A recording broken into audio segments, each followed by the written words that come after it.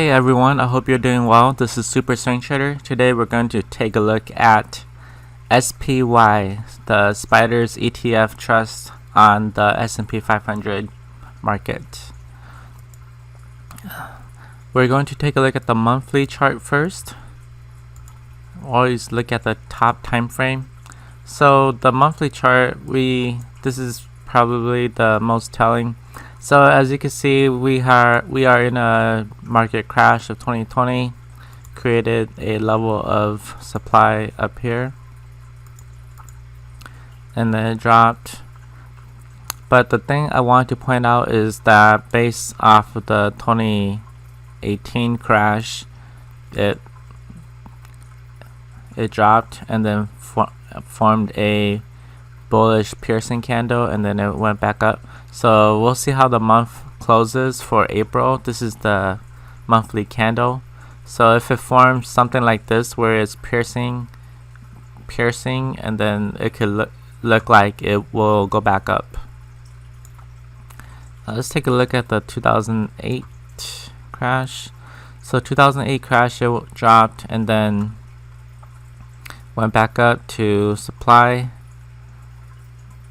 dropped, and then came back up. So we'll have to see what price action shows, but right now, based on the supply and demand rules, we are going to go short up here.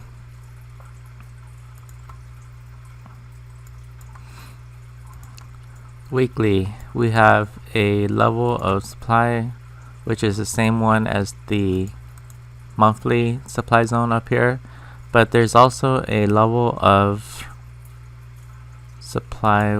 It's very wide, but there's a level of supply right here too. So once price reaches up here, this is a pretty good level to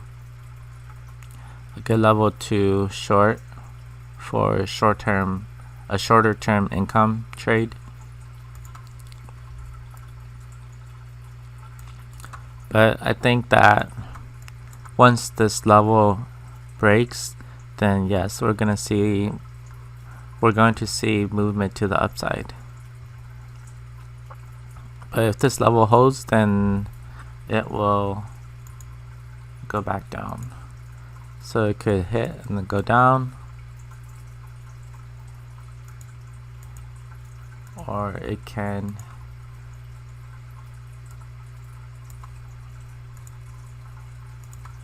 hit and then go up. So we'll see what happens with this weekly zone. This is the most interesting part right now for me, is that okay, the monthly candle is forming this bottoming tail, and then the weekly forms this weekly engulfing candle, this green engulfing candle, and it's going to go back up. This EMA acting as floating resistance with this relatively strong supply zone that will take control. So we'll see what happens on the daily and 4 hours. Not much happening. Same thing. Let's see. Yeah, it's really hard to tell, but the weekly supply zone is located here, somewhere around here. So we'll see what happens. If it takes out this weekly supply zone, definitely we can see that we have a bullish trend going back up to new highs. But if this supply zone takes control and brings price down lower, then we'll see too. Based off of the fundamentals in the US economy right now, with the US losing 10 million jobs the past 2 weeks, we'll have to see. But the stock market, they say that the stock market is usually 6 to 9 months ahead of the economy. So maybe the market is already seeing that there's rebound potential in the US economy already, even though the US is losing 10 million jobs. And more jobs to come. They're predicting about 15% unemployment rate in the US within the next couple of months, or until whenever the coronavirus ends.